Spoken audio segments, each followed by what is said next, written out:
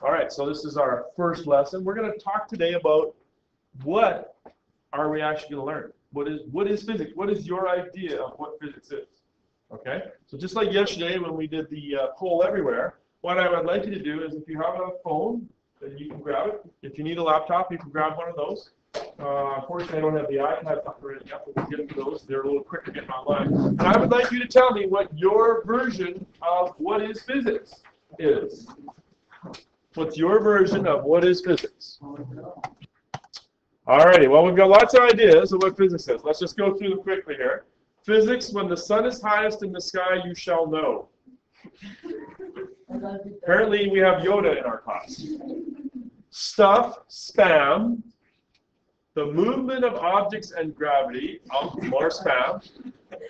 The movement of objects and gravity. Now, of those, I'm thinking the movement of objects and gravity is the best one. Would you agree? Things to do with matter, gravity, and even more. Physics is the study of living things. Oh, that's pretty broad, isn't it? Well, the science of motion, the stuff of moving things, study of matter and the universe. You know what? We got some good stuff going on here. Motion, speed, velocity, and all that jazz. The math science behind why things move, fall, etc., the way they do. Motion, what they said. Physics is physics. Gravity and motion, scientific math. Okay, we got anything else at the top here? More spam. Okay. So, as has been for the last almost 15 years that I've been teaching physics, students have a pretty specific idea of what physics is. They almost always think it has to do with motion. And that is just a small part of what really physics is. Now, having said that, physics at the high school level is pretty much the study of motion. Okay, it's pretty much that. But when you watch Big Bang Theory, anyone? Okay, are they doing the study of motion? No, they're a little bit beyond that. Are there some jokes in the Big Bang Theory that you don't get? Yeah. Are there some jokes you wish you would get? I actually do get some. Do you? Last year when I took your Awesome. And I tell you what, after 2 years of physics, you will get more.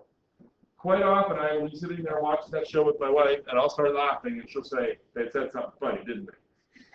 No, it wasn't funny. I'm the only guy laughing, right? Me and all the other nerds kind of thing. So, all right. So let's just talk about what physics really is. This is your first set of notes. This is your first set of notes. I'll post this up here right away too. All righty. So the question: are the lights good, or do you want them? Good? Okay. What is this? What are we really going to learn here? Okay, now the first few days is going to be all that sort of, touchy-feely, how do you feel about physics stuff? Then we're going to get right into the math right away. Okay, so don't worry about that. All right, so technically speaking, physics is the study of matter and energy and their relationships. The study of matter and energy and their relationships. How does matter and energy relate to one another? Okay, and if I click there on that internet definition, you would see physics is the study of matter and energy, right? What's matter? Anything that consumes space or has a mass or something like that. Anything that consumes, takes up space, Some with mass and has a what? something about Has mass. weight. Yeah, something like that. What's mass? Weight. Close. Like Yeah. Eric. Close. Like church, yeah, good one. Okay. Okay, here's an even harder question. I think that was hard. What's energy? If you had to define energy, what would you say, Lloyd? I'll pick on you. I'll give you fair warning. Energy is not easy to define. It's not an easy question. Most adults would not get what's it. How much something moves or something. How much something moves. Heather, what do you think energy is? This is a tough one, so it's really okay to be wrong. Something to do with movement. Do moving things have energy? Yes. If I fire a tennis ball, Sean said, does it have energy? Yeah. Absolutely. Energy. Excuse the interruption. Could all grade 9 classes please make their way to the multipurpose room? Does something have to be moving to have energy? No. No? No. Why not? Earth doesn't. Can you give me an example of something that doesn't move that has energy? Plant, A plant has energy? would it not? Yeah. I think it would. Yeah. Why? Because it needs to like have energy to make photosynthesis. If that plant is an apple or a banana, and you eat it, do you get energy? Food energy, right? Absolutely. So yeah, plants have energy. A little rusty. What about stuff like batteries? Do batteries have energy? Do they move? They could, but they don't have to, right? But the battery in my clock up there is providing energy, it's not moving. So physics is the study of really matter is just stuff, right? Yeah. Still. Stuff made up of. Other stuff. What's the smallest unit of stuff? Molecules. Molecule, and then atoms, I guess, right? And then atoms are made up of other stuff, right? And energy is simply, technically, energy is defined as the ability to do work. The ability to do work. If I throw that tennis ball at Sean's head, will it do work? It'll make him work. Sure, it'll knock some sense into him. Will the battery in the clock do work? What is the definition? Yeah, it's telling the time. It's making that little pulling thing flash every second, right? So matter is stuff made out of molecules, and energy is the ability to do work. That's what it boils down to, right? Now, we all think of physics as moving objects. Moving objects, where's the matter? Like, let's talk about, say, a car at a stoplight, and it's accelerating down the highway. What's the matter? Nothing's the matter. Everything's fine. Don't worry. What's the matter in that situation? The car, right? And everything in the car, right? Is there any energy? Yes, usually. Is there? You guys probably know about two different types of energy. Kinetic and something else. Starts with a P. Potential. Potential. Yes. Potential. Potential energy would be the energy, like it has the potential to do something, right? Whereas if the car's already moving, then it's already doing it, right? So potential. That's kinetic. Yeah. Kinetic means moving. Okay. So in fact, we're going to be studying kinematics, which is the study of motion for quite some time, and then we're going to get more into the energy stuff sort of as you progress into grade 12. All right. I should really have something covering that up. Let me see if I can do this before you read too much of it. Can I do it here? I say, can I do it here? Oh, well, all right. Well, if I asked you the question, it's going to pop up right away. If I asked you the question, what do you need, what kind of skills do you need to study physics? Like, what kind of skills do Leonard and Sheldon have, eh? Maybe like the math. Math skills? Algebra skills? Certainly high school, right? Algebra skills? What kind of things, what? Go ahead.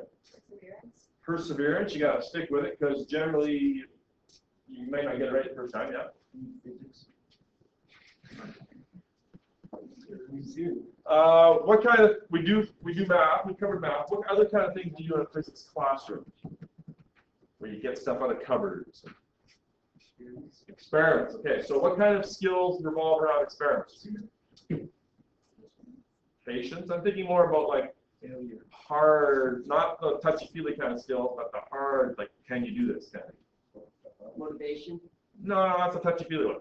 creativity. Okay, look at those scales I have there up on the back shelf there. If I pulled one down, and I said, okay, weigh something, many of you would say, I don't know how to do that. You need what kind of skills? Certainly you need problem solving, that's true. If Mr. Fisher stole my, here we go. Being a detective. If I asked you to measure the length of the table, could you do it? Yeah. Because you learned how to use a ruler. What kind of skill would you call that? Measuring. A measuring skill, exactly. Can you measure something, right? You all can probably measure with a ruler. You might not be able to do it with one of those, right?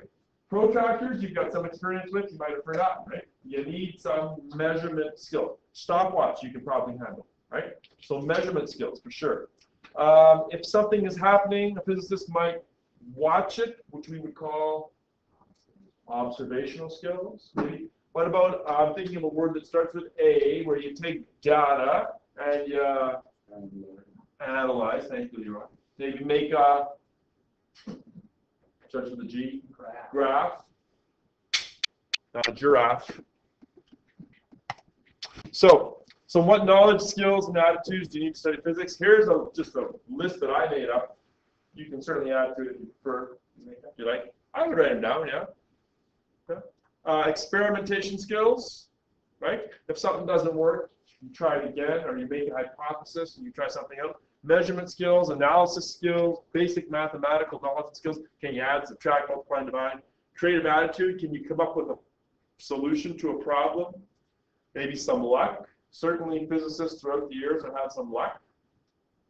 An imaginative attitude, some trial and error skills, some estimation, patient attitude, and probably many others, right? Although that list is pretty much good for just about any subject, really. My next question to you is what's the difference between, say, grade 11 physics and the physics that Leonard and Sheldon are doing? Besides, one is harder than the other. What's the real underlying fundamental difference between high school physics and the physics that professors, researchers are doing? And I give you a little clue there. Maybe. They're researching new things, but we are just studying things that Exactly. Any of the, very good. I don't often get that answer. All the experiments that we are going to do this year, do I already know the outcome? Yeah. Pretty much, right? Those experiments that are around probably longer than me. So they're hundreds and hundreds of years old, I think, right? I always get a lot about the modern physics, but really it's not that modern. It's been around for a long, long time, right? Leonard and Sheldon, they are devising their own experiments that have to deal with things that they're not sure what's going to happen. Generally, the experiments you're going to do, I know exactly what's going to happen. I know where the mistakes are going to be made. I can look at your report and go, well, you did this, right? I know. But that's a huge difference, okay? It's not that it's a bad thing, but it's something to think about anyways. A lot of people don't sort of realize that, okay? So yeah, what's the difference between taking a high school physics course and studying physics at the university doctorate level? High school students learn about accepted theories and concepts. Doctorate students investigate new physics. They discover new things. They write the new theories. Okay? And we will talk a little bit about theories in the future. I'll let you get this down. A little bit of foreshadowing, if I can use some English terminology. Because I said, high school students learn about accepted theories and concepts. Alex McKenzie, tell me, what do you believe, what is your opinion, so there's no wrong answer, what does the word theory mean? And I'm not going to say whether you're right or wrong. I will.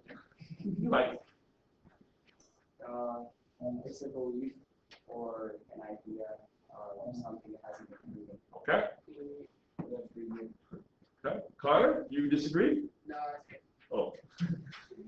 Anybody else want to add to that? Craig, what's your opinion of the word theory? What's your definition? Pretty much the same thing? Luke, you want to add to? No? No? Tyson, you seem like a guy that might want to, add something new, maybe change it up a bit. What do you think about the word theory? I don't know. You don't know? It seems pretty much bang on, doesn't it? Anybody want to disagree or add anything to Alex's definition? No? Okay, well, I'm not going to say right or wrong. I'm going to sort of let you hang with that over the weekend. Mine? Well, that might give it away. Although I'll give you a little hint to what I'm getting at here. Accepted theories. That's all I'm going to say today. today. Yes. You also got to be a little wacky to study physics, as Sheldon and Leonard have proven. Right. There's a video that Adam Savage, the guy from Mythbusters, has. It's actually pretty good. It talks about all the failures in his life. It's actually really long. It's about 60 minutes long. It's kind of too long to show in class. I can link for you if you happen to want to watch it at home.